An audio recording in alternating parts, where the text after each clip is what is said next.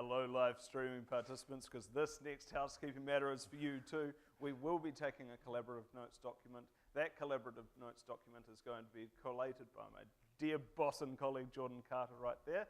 But dive in there too, because these are your notes as well. And I'm sure by now you've all found the catering in the bathrooms. Let's get stuck in. Let's get stuck in. So introductions. Please. Shane Hobson, have previously worked for an LFC, some wireless ISPs, some fibre ISPs, and am now unencumbered by the chains of employment, and I'm free to express whatever opinions I choose to express today. And I'll get to my opinion after your introduction. And I'm Andrew, and I'm Deputy Chief Executive at InternetNZ.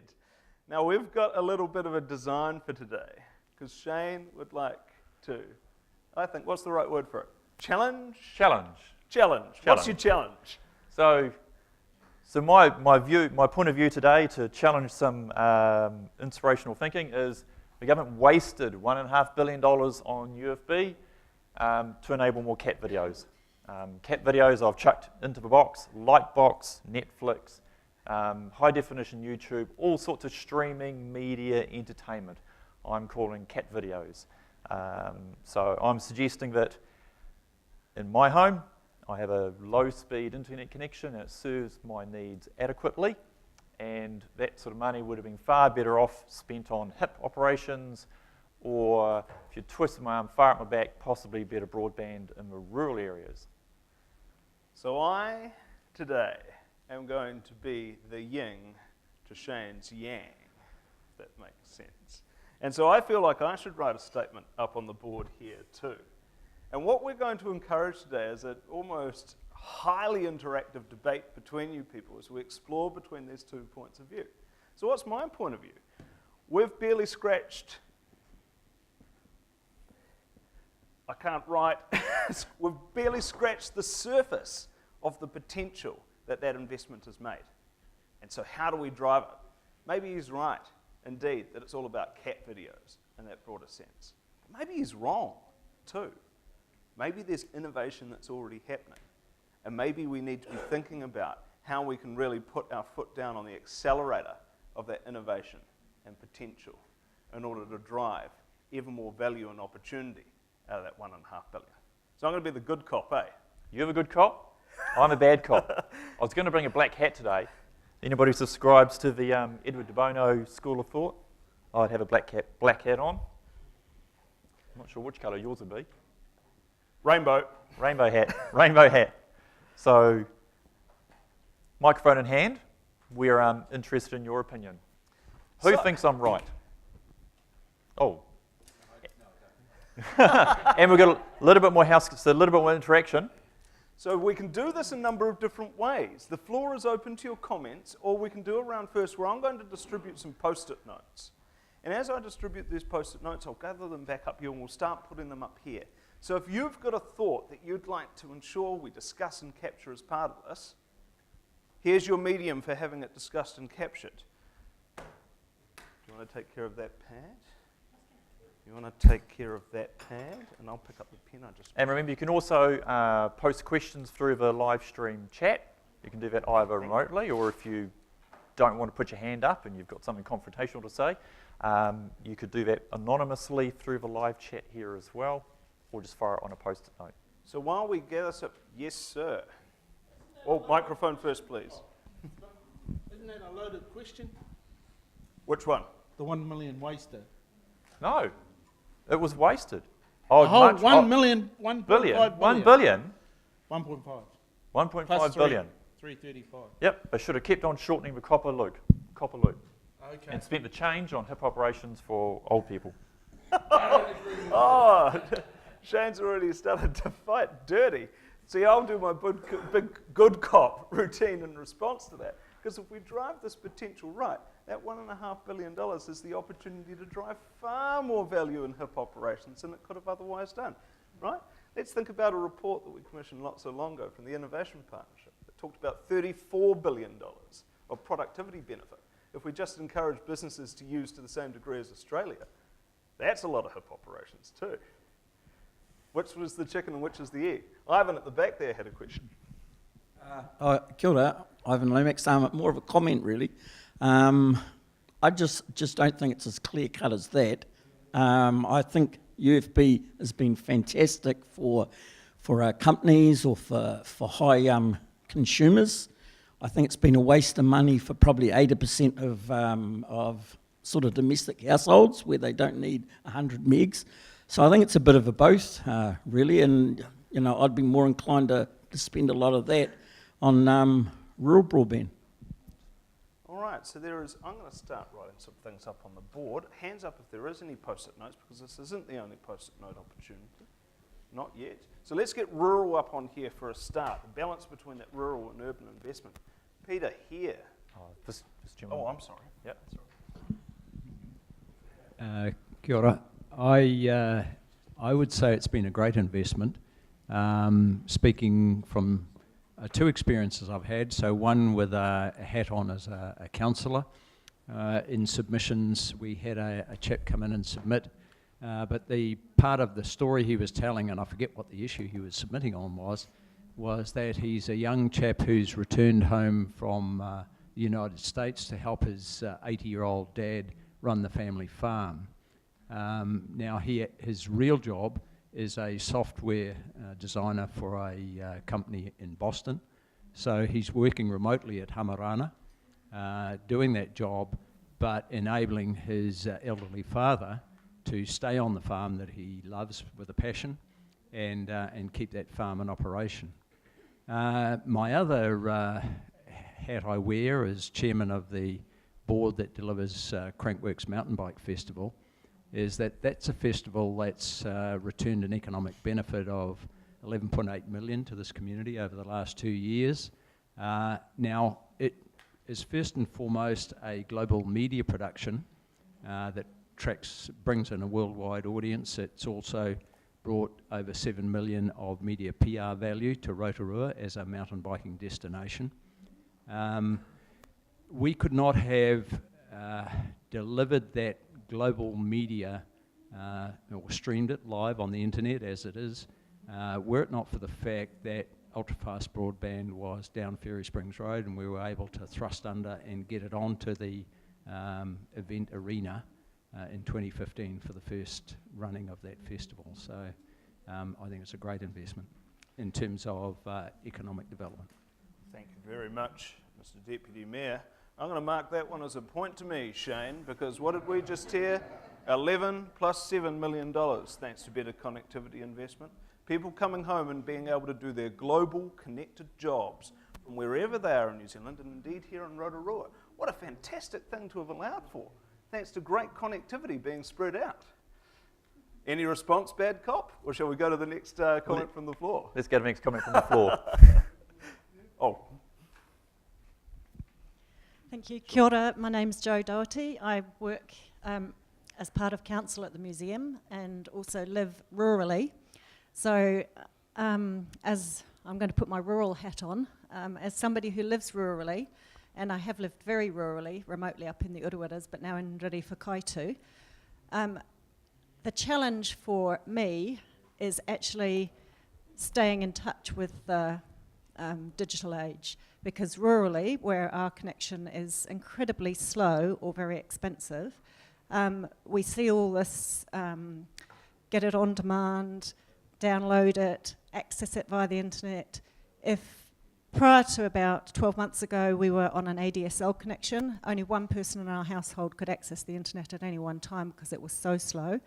And now, while we have a bit faster access via mobile, we still have a cap. So as soon as you go over that cap, it becomes incredibly expensive.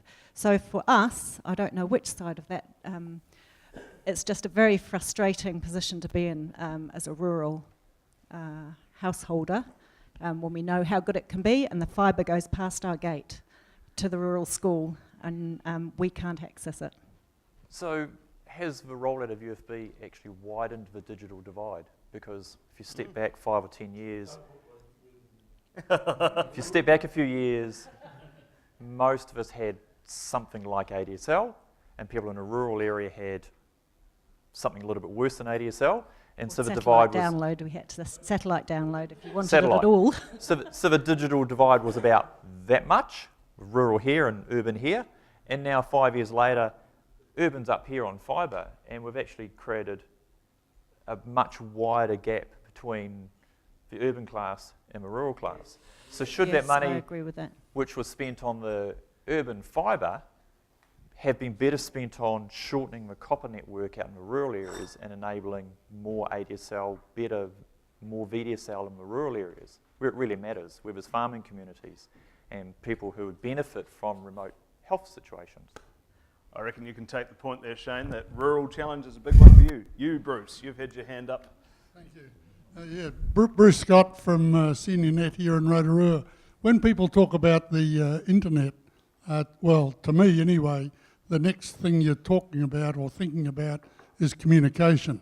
And this this discussion or debate's all about. I mean, the greatest need that people have is to communicate one with the other, whether it's within mum and the kids or grandma and granddad with their grandkids, exchanging photographs and that sort of thing. So the quicker and the more efficient we can communicate with one another, the better. So I see this ultra fast broadband. I don't want to get into the rural-urban argument, but I mean it's the faster we can make this network of communication work to everyone's benefit, the better. So thank you. Maybe I'm at risk of putting words in your mouth, Bruce, but even though we've only got 75% of the country with far better internet, we had to start somewhere, perhaps. And we've been able to get 75% to scream ahead with the very best of technology that enables that communication. And I agree. faster cat videos. Faster cat videos. Well, back to the cat videos challenge. Ernie? What about you, Amber? Ernie's next. Sorry. And then Hannah. Thanks. I'm Ernie Newman. I'm a consultant from Whakatane. I'm going to give you half a point each because I think the answer is in the middle. I'd say probably half the money so far has been wasted, but that's actually pretty good because usually with government expenditure it's more than half that gets wasted. On a serious note, I think with the benefit of a decade of hindsight, what should have happened is that all the money should have gone to rural. The industry should have started in Queen Street and worked outwards, and the government should have started with the most remote farmhouse and worked inwards until the two met somewhere in the middle. And I think that would have found the right balance between public investment and commercial forces. As to where we go now, I think the next round is going to be really, really important because unless it's quite different to the last round, then it will be a failure. There is the potential for a lot of wastage if we simply look in the rearview mirror and do the same thing again, because there are lots more innovative and much more economical solutions that have come on stream, and we need to open the way for them to come about. Sorry. The next round of negotiations on UFB and RBI. So what do you reckon, Amber? Oh, I have a different perspective, which is that you put a monetary value on this, but cat videos get a lot of people through the day. Videos are valuable! Cat videos are very inspiring and empowering as well, and all this other gumph that you're lumping in with that. A good meme gets you through the day. Additional to that as well, I want to share an anecdote, which I've been a content producer, and on ADSL we had really bad connection. So what we'd have to do is upload it the night before to try and share all of our videos, gigabytes of it, and if it failed during the night, we then had to try the next night because we were trying to use the internet during the day. So with UFB, we were able to pretty much put it up and leave it for 20 minutes, and all of our backups could go, and we could upload it to YouTube really easily. So I feel like, although we can complain about people like using it and wasting it, as a content producer, it's been quite interesting, and I would hope that it will enable other people to produce content as well and not just be consumers. But there's also nothing wrong with being a consumer. Netflix does have some great documentaries. Sometimes you just don't want to think about stuff and can watch NCIS. Yes, I do watch NCIS, and it's terrible, but I love it. Yeah, that's all I sort of had to say. So thank you very much, Amber. And I I'm going to take that as a point. Yeah, I'll give you one. Yeah. But why am I going to take that as a point? Because I really want to build off and endorse some of those comments, right? Because you are right? One person's cat video is another person's treasure. And I think that we look at the likes of Netflix, and while they are perhaps in that cat video territory, the millions of dollars of economic benefit that is flowing into their pockets suggests that somebody values what that work's being done. And perhaps due to this UFB thing, we have the opportunity for a New Zealand company to be the next Netflix and have everybody watching our cat videos rather than somebody else's. Then the other thing that Amber was bringing up there was maybe it's the video stuff that gets people in the door, but once they're in the door, what could they start doing with it next? When they've run out of NCIS episodes, what if they start doing something fantastic with it too? Do you want to enable that bad cop? I think we'll go to our next Oh, there you go. Slady from 21.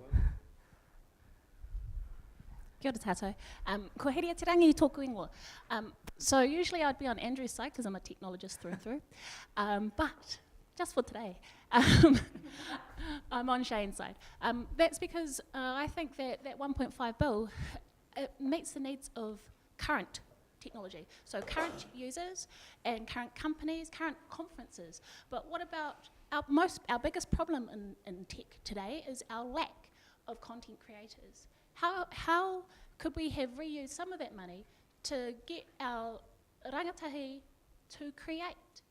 Because what happens in the future when we've got these big, badass tools, but no one to build anything? That's what I want to say. Thank you. We haven't even got carless drivers. Over to you. Kia ora, I'm Craig Young. I'm the CEO at Cushen. I've got a couple of points. I understand your comment, Shane, about 1.5 being wasted on cat videos, but the whole point of that, we did see a big spike in uptake when Netflix launched in New Zealand. So definitely entertainment is driving the uptake on the consumer side, right? So uptake's about 25%, and we were just talking about earlier about how we were really worried when the contracts were signed that we wouldn't hit 20% by 2020. What I think it does is it removes a barrier. So people, before you have it, people can say, I can't innovate because I don't have fast connectivity. Now I can't use that as an excuse. I can now start to innovate. Well, that's at least what I would like to start seeing happen.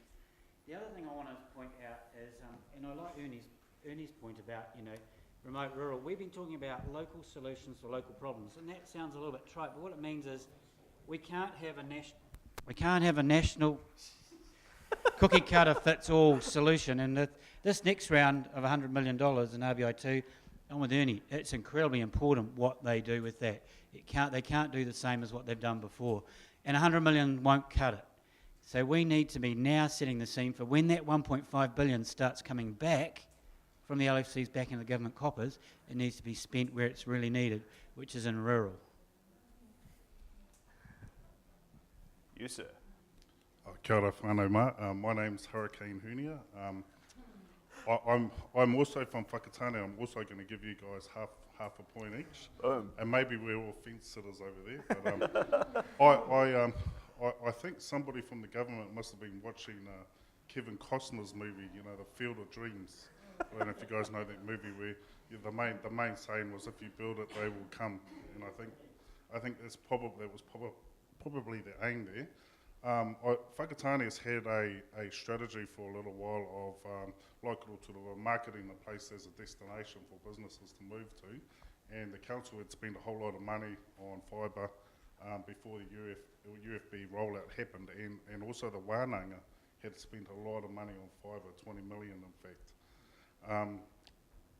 I was Wellington based, and I had the opportunity to move back home to my place of living, or where my people were. So I took up that opportunity, and I was able to do so because of the internet. And I think there's a lot of opportunity there for places like this to be able to bring businesses back. I still look after a number of government organisations and their systems from Whakatane, and I'm hoping to bring a lot more people on from the area to do so. So yeah, half a point each, thanks.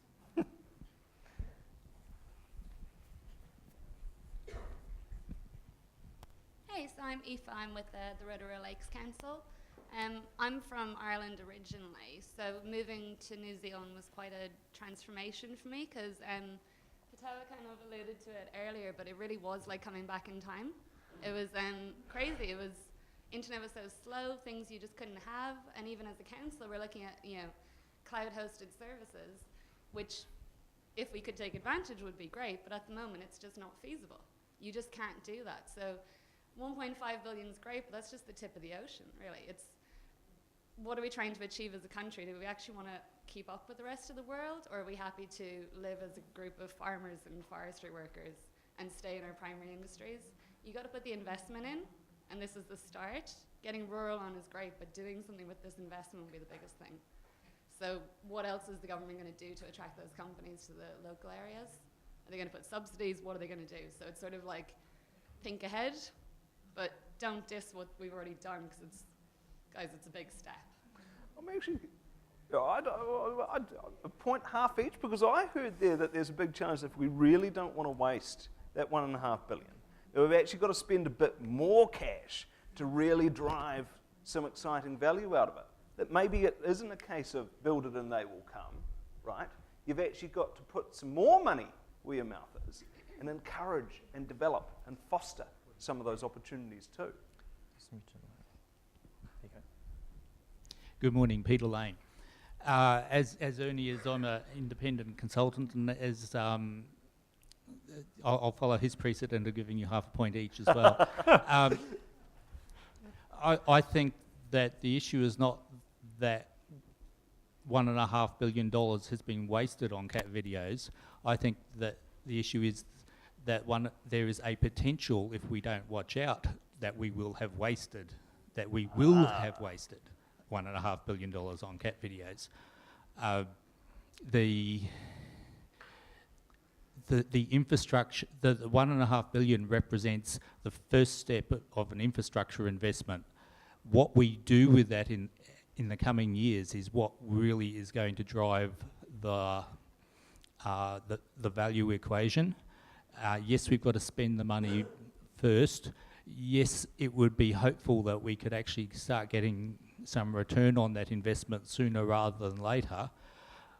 But when New Zealand as a society decided to start putting in a power grid, I'm sure that the same argument applied, but I'm pretty sure that most people in this room would see that the power grid is a pretty useful thing and couldn't envisage life without it. And my other comment is that, well, at least the hip replacement with a UFB can be done by the best telesurgeon in the world. So what do you think, Bad Cop? That power thing was all just for, what, popcorn makers and donut machines, eh? Yep, absolutely. Kia ora, my name is Raina. I'm not going to give you any points yet. We've got to work for it, do we? Yeah. But I just want to say, as a basic user of the digital world, thanks to the UFB development, our whānau had a wānanga 2 weeks ago where we were able to Skype in cousins in Perth. And, you know, we couldn't do that 5 years ago, let alone 20 years ago. So technology has meant that we can connect people, and now we learn our waiata and moteatea and whakapapa globally. So we can share the knowledge from us here at the Haukainga with our whānau overseas. We couldn't do that before. So I think UFB gets a point. UFB gets a point. Because it's not just all about the economic stuff, is it? Because this is an opportunity to share culture and learning as well. They aren't cat videos, are they? No, but I would argue that many of the things we've talked about here so far could be accomplished across the sort of connection that I have at home. I live in the country. My service is comparable to VDSL in town, and I don't want for anything more. We've talked about streaming video, we've talked about Skype, a little bit of telehealth.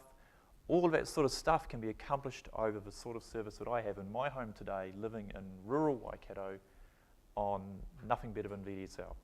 So there's been some other talk about the future potential of a fibre network. But we're living in the future now. We are 5 years down the UFB journey. So 5 years is supposedly the cut-off point where a startup business, if a startup business has got past 5 years, it's made it, it's survived, it's going to prosper. So we're now 5 years down the UFB journey. Where are the UFB success stories? I've heard, what are the stories which work on UFB but don't work on VDSL? What is it truly enabled? There's a challenge. There's a couple here. Ray? Fella there. And then Now I've got the context of discussion. Okay, I'm going to give that joker there a big point, right? A big point. Awesome, because it has changed the ways that we do things, but not fully. But what I will do is I'll take it away from you and I'll give it to you, because as a connection person, as a person that operates in a system where our people think it's an obligation to deliver this stuff, the government has forgotten that there is economics to it.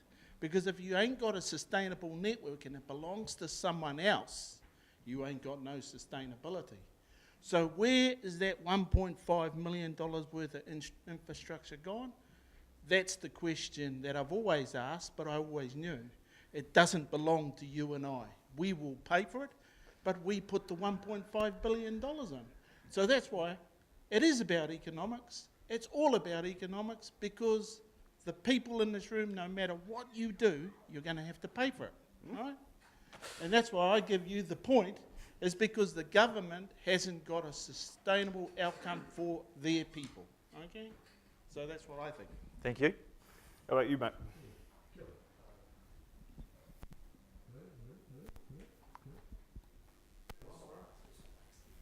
UFB, Mike. So, oh my God.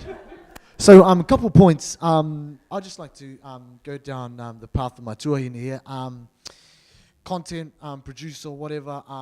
So for my personal mahi and stuff, it's been awesome. The being able to upload, stream, and stuff like that has just been so much faster. So that's that.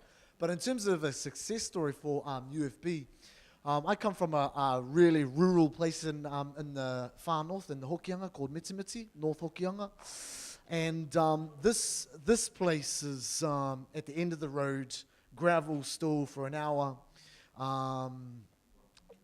Up until end of last year, there was no coverage, no internet. It was still on dial-up sort of thing. It was pretty bad.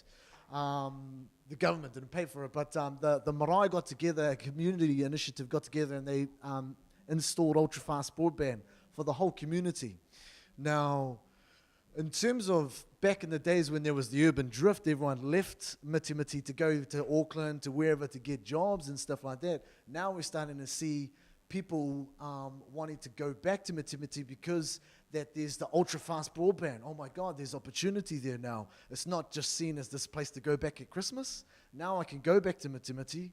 Using the ultra fast broadband, I can do whatever I want to do, and I can actually make it sustainable and still live on my papakainga, which is pretty amazing, I reckon. And we're seeing now more and more young, small businesses wanting to move home because of the ultra fast broadband that is at Mitimiti. Thank you. And it was community funded. Yeah. Well, grants and stuff like that, but yeah, all the not directly part of the government fibre bill. No. So it's all Mitimiti First Marae in Aotearoa to get this initiative through, and they've got heaps of few little grants and stuff like that. Vodafone, Orcon, all helped them out, but yeah, it's pretty awesome. That's a great story. You should tell people more about how you accomplished that, so it can be replicated in other rural areas.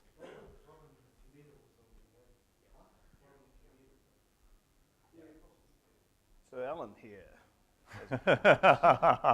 So I guess I have to declare an interest because I work for Chorus and we got some of the benefit of having a loan of 1.5 billion, because the money, it goes back into the coffers as been mentioned. And I mean, one of the things that would be good to see would be that when it goes back, it comes back out to do some more of New Zealand. But one of the things I've heard already this morning, and I heard at Nethui in South Auckland on Saturday, is all these people with examples of how it's an enabler to enable them to turn what was a small business or a small business idea to something they could run from home.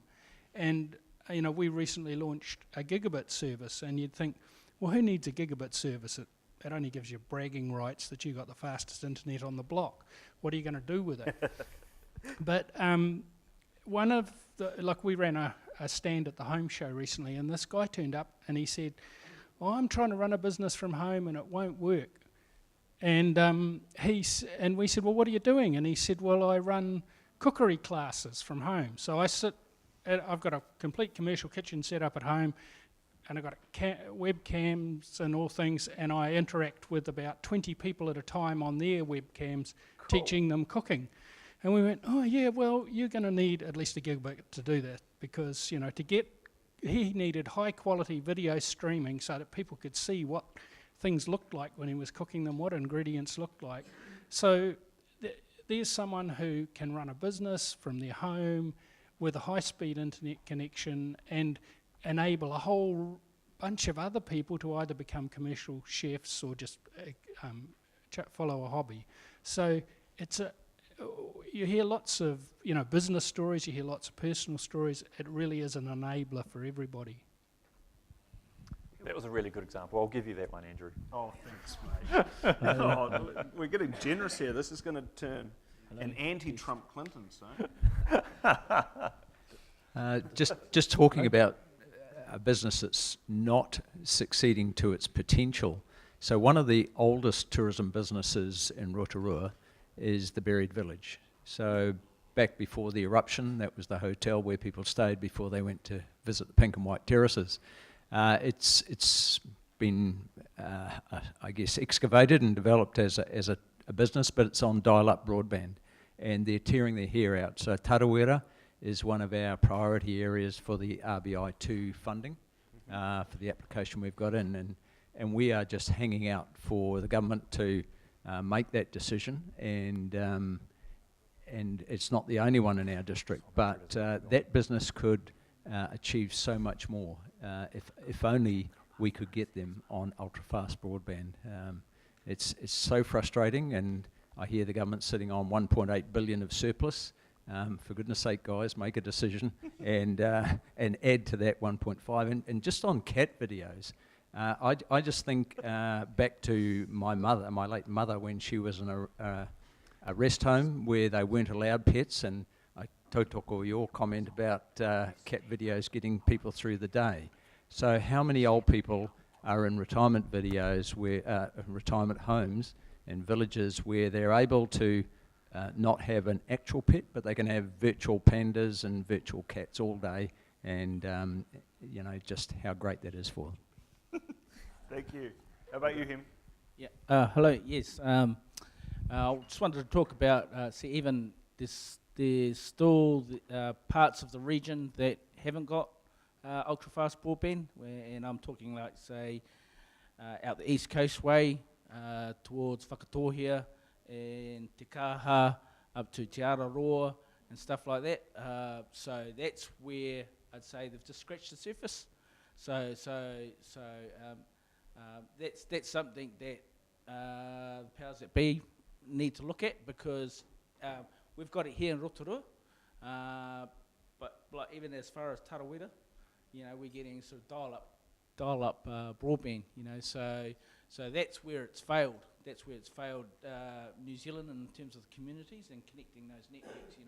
It's okay to have the main centres connected because they're well connected with ultra fast broadband, but where it has scratched the surface of those in the further outreaches of the regions, Miti was touched by I think Ngāpu Waia, who managed to set it up over there. But I just think there needs to be a little bit more done out in the external regions of New Zealand and stuff like that. And back to the cat videos.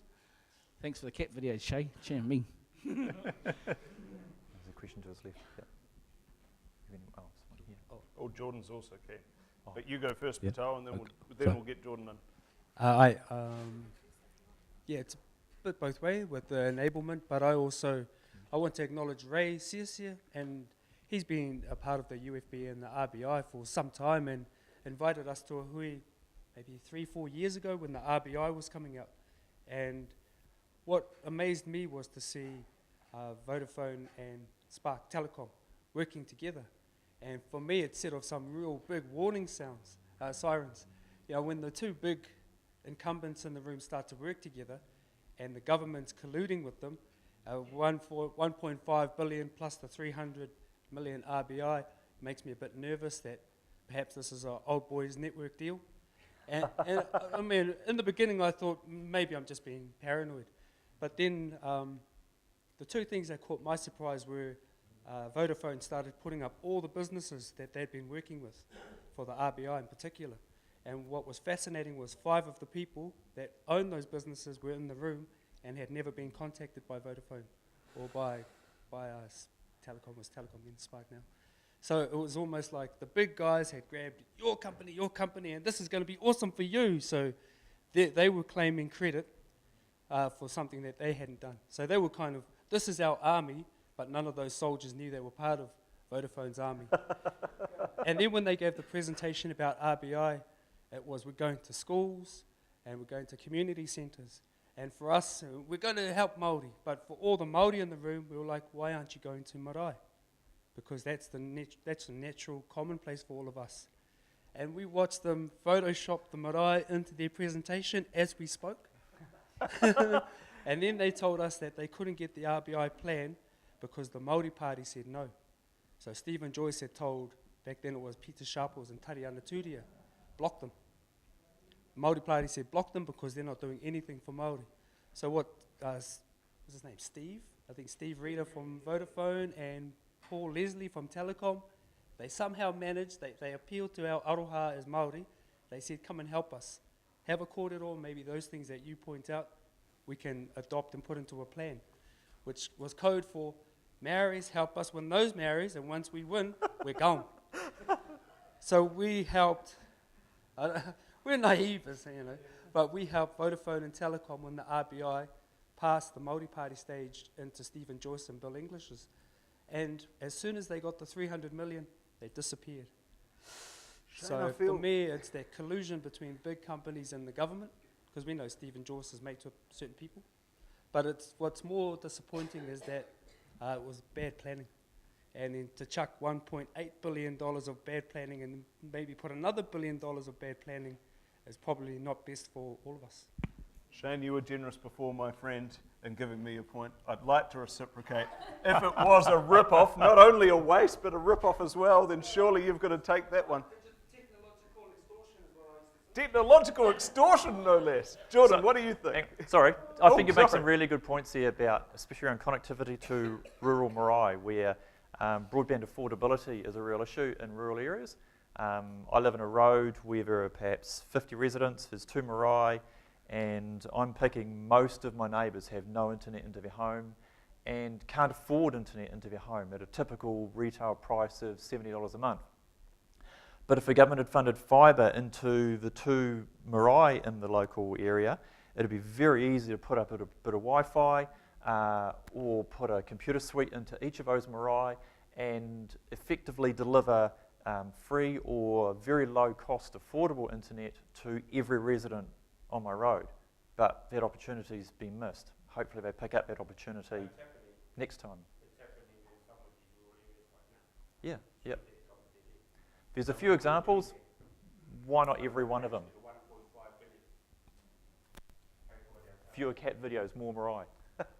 What do you reckon, Jordan?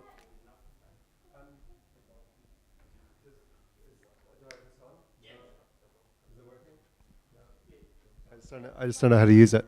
It's not my tech. I guess the point I would make is that the investment was made and it's done. Governments always have this temptation to do plans that affect as many people as possible easily. So I guess the rollout in the urban areas comes from that sort of political priority. So I don't find it surprising. And I'm glad that we've got it more than we don't. I'd rather have UFB than not have UFB.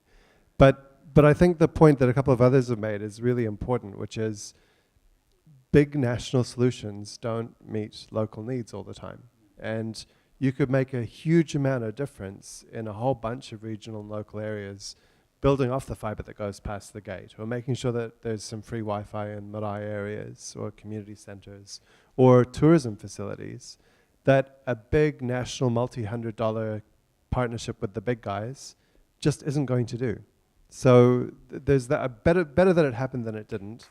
Need some local options and some really organic stuff going on in the RBI2. I don't know if that's on the cards because I don't know where UFB and RBI2 are at. This all seems to be late. And I guess the last point I make is, in the more remote areas, there are better and better Wi-Fi and wireless access options, and we've got to encourage the technology that's best to be used to deliver what is needed and not necessarily think about copper loops. There we go. So I really like that theme there of that big national versus the local and real solution. And I think that that's one of the questions that I'd love to, don't get me wrong, I'd love to hear what you two say as well, but how can we really start driving that real local value-adding sort of uses of this internet stuff? What if the point is down in the middle of our two positions here, that we've got a great big opportunity to secure value, but we're probably going to need to do something different? What do you reckon, Amber? I'm not necessarily going to answer that question, but I have some points that I sort of made. So in terms of UFB, gaming and headshotting US players is really great on UFB, which I couldn't do on ADSL if you want something that can be done on UFB but not ADSL, especially on Halo because they used to jump around me. So that's really good. And then to address Hidia's point earlier around content producing and trying to get more content producers going, my sort of view is as well, if we can give them access to content to see inherently how sexist and racist it is, it might empower some of our young people. I'd love to see more Wahine superheroes, you know, that type of thing. And hopefully empowers them to build those own content. Then on top of that, you have a different point of view where I've been doing some work with social housing and had a chat to a chef on a marae, because you have to get friendly with them to make sure you get good kai. And she had a chat to me about, she couldn't even afford ADSL. It was a choice between doing a Warrant of Fitness on her car or having internet. And she said she needed to drive around and be able to drop off her whānau. So, I mean, that's a different side to this, and the fact that people can't afford housing and food, let alone broadband. So should that money have been spent on addressing the cost of broadband? So instead of rolling out fibre to people who can afford to buy fibre, what about rolling out an alternative service, better cellular connections or better copper connections, but applying some sort of pricing model to those services so that they're much more affordable, so a broader base of New Zealand can access the internet rather than just is that a question to me that you want me to answer? Because I have a different question. Ernie's. Do politicians need to earn as much as they do?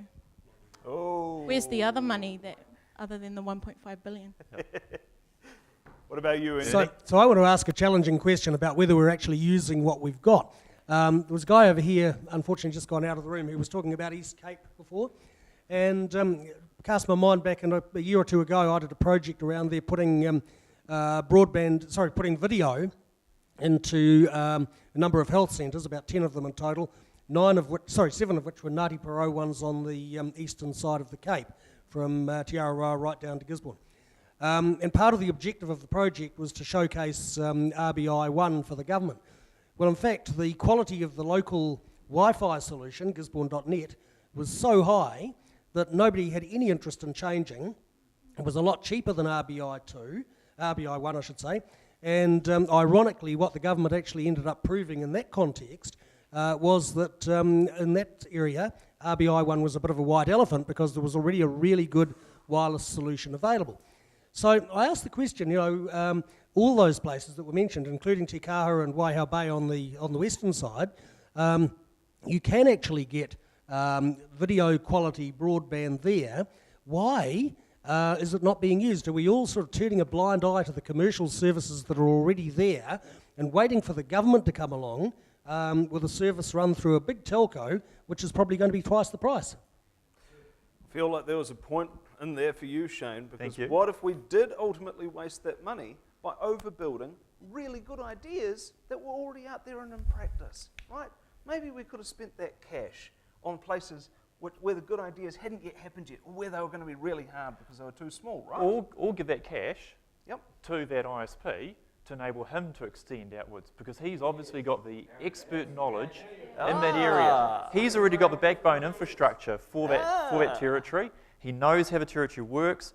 It'd be far more efficient to give him the money, and he just extends out and keeps filling in the gaps and starts connecting out the valleys with just 5 people in, where it's not viable to put up a cell site for some colossal amount of wasted money. What do you think? Okay, videos. just on that, 8 years ago, I started a Wimex company, and I was the villain trying to do something different.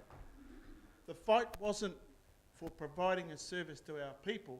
The fight was to get rid of the competition. And then the government paid the opposition to get rid of the other opposition. So that's what Poto was talking about, collusion. Now they're back 8 years later, and they're going to do exactly what we were doing. Ivan and I practice in that area.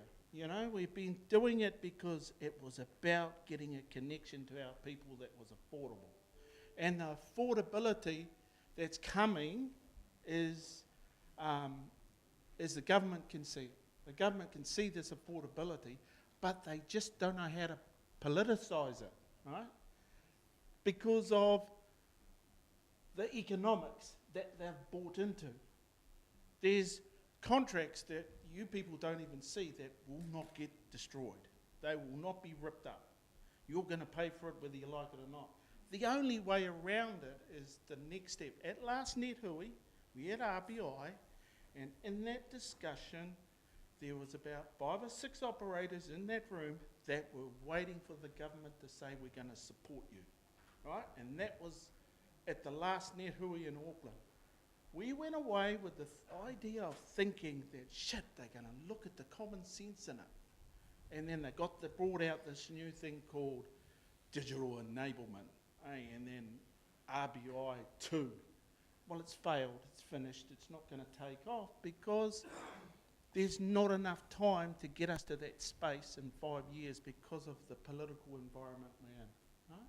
So they haven't got an economic plan behind that political plan.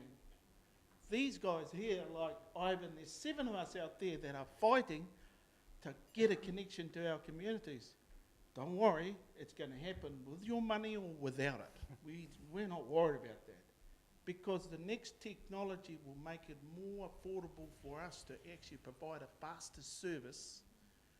And the elephant in the room is Māori, right? Because one thing they own that those big companies don't own is spectrum.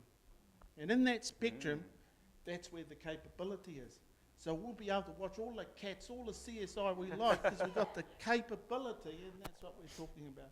If we all bandy together and think about the last mile instead of the backhaul, then we'll get what we want. But if we're going to think about all these big timers are going to save us, get over it, they're not.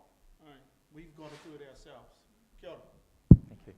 So one of the things that local providers have the advantage of doing, like that particular wireless ISP and many other wireless ISPs who own their own infrastructure, is they have the ability to price discriminate, which most people think, price discrimination, that sounds like a terrible thing. But if you apply a Robin Hood sort of attitude to it, it means you might be charging a little bit more to people who can afford it, business for example, and it means you can afford to lower your prices to people who otherwise couldn't afford it. But as soon as you start applying government money into a situation, for example, a UFB build, it becomes very difficult to price discriminate because open access principles start being applied to that money, and you're then at a benchmark of $75 for a retail service, and there's no mechanism to drop that down. Even though out of that $75, $50 is disappearing off to the LFC or the network owner, so the true cost of broadband is arguably $25. So with the right networks in place, there's the ability to deliver broadband to people for just $25 a month. And we see there's an example of that out in the other room where the Spark Jump service provides prepaid broadband, which is affordable at an entry price of $15 using an alternative network. No government subsidies involved there, nice and simple. no open access principles to burden our thinking. Right, just before you jump in there, Patawa, I'm going to do my good cop routine on that though too. Yep. Because those ideas like Spark Jump, yeah, they're coming from the big guys. Yeah, it's $15 for 30 gigs. It's also $52 for 100 gigs. Yep. And they can only do that stuff though, off the fact that we arguably spent that $1.5 billion getting fibre out there so that that traffic can be carried back. That $1.5 billion probably enabled a lot of other things that we may not realise though too, right? Half a point each? Or maybe half a point in each, I reckon. What do you reckon, Patawa? With the subsidising part, I'm not a Winston fan, but could Kaumātua get subsidised internet on their gold cards? Is that, if you're looking for a mechanism to subsidise, why don't our elders get cheap or free internet, knowing they're not going to be heavy consumers? You know, they're not massive companies. It's just one-on-one usually. So why can't we use a mechanism that's already there to get at least one section of our community looked after? Not a bad idea. Gold cards, community services cards, that's where we should be giving Community services cards too, another good idea. What else could we be doing? We haven't got a lot of time left. We should. Is there anybody here we haven't heard from? Yeah, good point. That we'd really love to hear from. So we've had a few contributors who've been great contributors. Are there any people who haven't said anything who would love to get there? We haven't heard from chat quite yet. Okay. But one piece of feedback is UFB is allowing me to watch this morning's session from Auckland. Oh! Which will probably work. Although the person from chat admits that it's Rowan McMahon from Crown Fighter Holdings, so he's a bit biased. and I watched this session. I watched this session on Saturday morning in South Auckland from my rural home in Waikato on a wireless network. Is that another half point each? Thanks, well, Ron. UFB didn't enable streaming that service. Oh.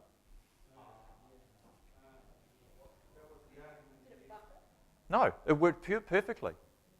It was fabulous. I honestly could not wish for anything more than what I've got at home at the moment. Who else?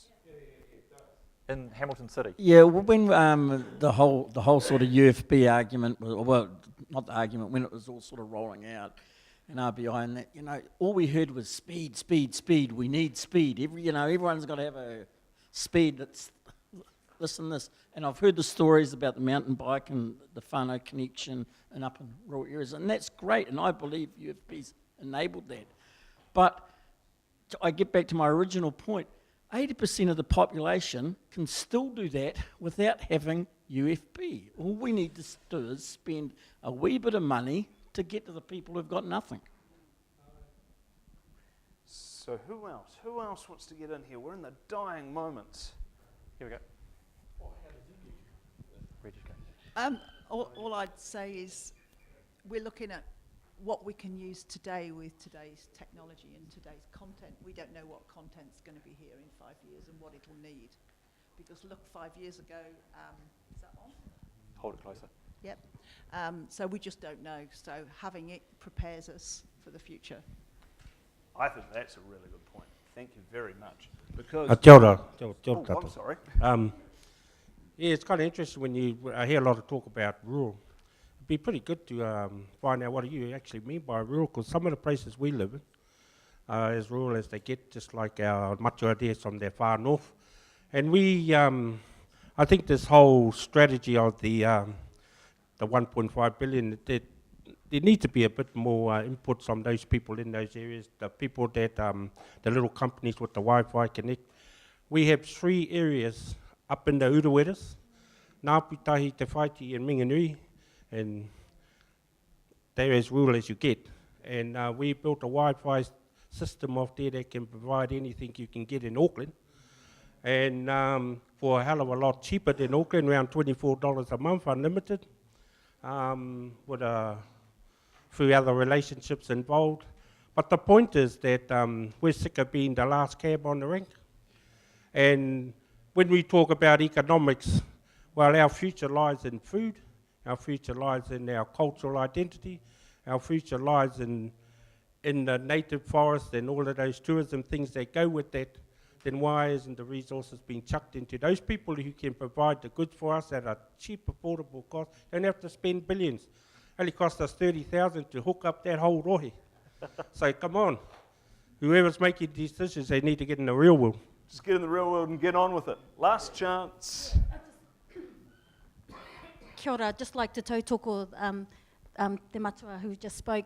Why couldn't 10% or 1% of that 1.5 billion be put towards social conscious projects so that we all benefit? Not just the rich get richer, and bringing equity to our society, our community, into Aotearoa. Really good question. So I think we're going to have to wrap up here. Bad cop, how do you think you did? Looking at the scoreboard. What's the scores? What's on the board, Miss Ford? It looks nearly even. Nearly even. I reckon we put forward a good case. I reckon we did too, actually. And I really recognise the challenge that you set out to this audience here, right? $1.5 billion is a lot of money. And we do see things that aren't necessarily valuable coming off that. And we crowded out some other stuff, and we didn't necessarily spend the money in the right area. But I think we still did some good stuff, right? Yeah. It wasn't entirely wasted. The Minganui example which you gave, that's for people who aren't aware, that's a wireless extension off the end of government-funded fibre into the local school.